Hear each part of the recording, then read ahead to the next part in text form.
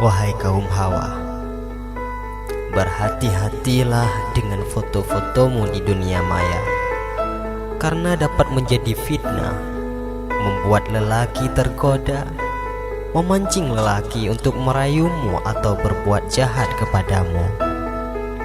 Foto-fotomu juga dapat dicuri oleh orang-orang jahil, lalu digunakan untuk membuat akun-akun palsu atau situs-situs palsu.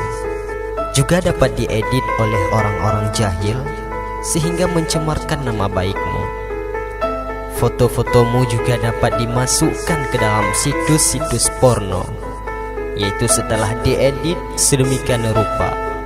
Walau sekalipun dalam keadaan berjilbab dengan kecanggihan di masa kini, semua serba bisa diedit. Minimal wajahnya saja yang diambil.